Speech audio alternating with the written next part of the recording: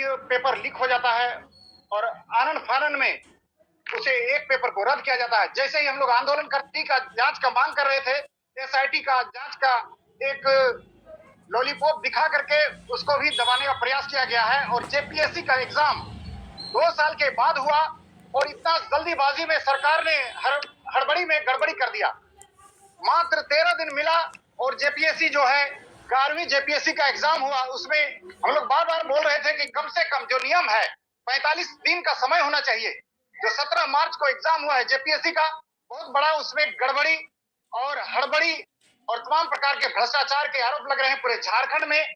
इसका जो है विरोध हो रहा है। झारखंड के युवा बहुत जल्द जो है झारखंड की राजधानी रांची जेपीएससी कार्यालय में कुछ करने वाले हैं।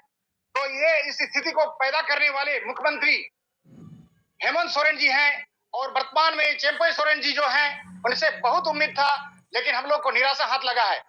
सरकार कहती है, जेएमएम कहती है कि झारखंड झुकेगा नहीं, तो झारखंड को झुकने वाला काम आप क्यों कर रहे हैं?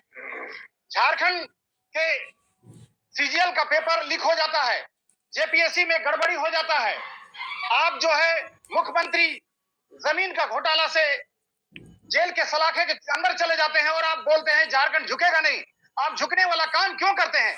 हम लोग भी चाहते हैं, हम लोग भी जानते हैं कि झारखंड झुकेगा नहीं और झारखंड को झुकने नहीं देंगे।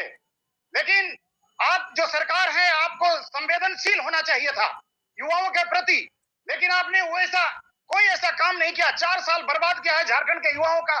और आने वाला अभी जो है 1 महीने के बाद लोकसभा चुनाव है, जो बेसर हम लोग के गुरुदेव जी ने कहा है।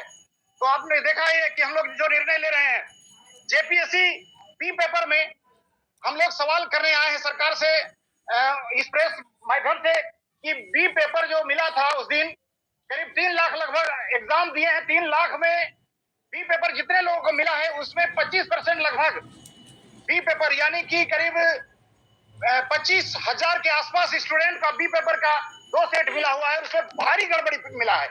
इसमें 22 प्रश्न को 1 से लेकर 8 का और आपका 19 से लेकर के 21 का और 42 से लेकर के 47 तक का प्रश्न पत्र को दोबारा, यानी 22 क्वेश्चन को दोबारा रिपीट कर दिया गया है बी पेपर में। आप लोग देखना चाहेंगे और इसका हम लोगों ने प्रेस वार्ता भी किया था जेपीएससी कार्यालय के बाहर में और हम लोगों ने सवाल आप मीडिया बंधुओं के माध्यम से उठाया था। तो मैं आप मीडिया बंधुओं ने जिस तरह से साथ दिया है, मैं चाहता हूं कि आप लोग आगे भी साथ दें और आप लोग मुख्यमंत्री चंपई सोरेन से सवाल करें कि आप जेपीएससी का समाधान का क्यों नहीं कर रहे हैं? आप आनन फानन में आंसर क्यों जारी कर रहे हैं?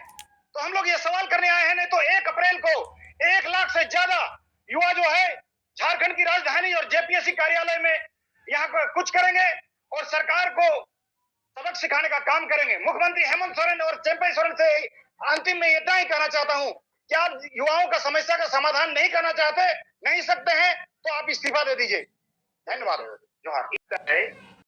जमीन बिकता है, यहाँ तो नेता बिकते हैं। राज्यसभा चुनाव में वोट देख मीडिया से कहेंगे जिस तरह जेपी ने परिवर्तन किया है। लोग बोलता है कुछ विचारधारा ऐसा है कि व्यवस्था परिवर्तन के लिए बुलेट की जरूरत होता है। हमारा मान्यता है व्यवस्था परिवर्तन के लिए बैलेट की जरूरत पड़ता है। आज बैलेट के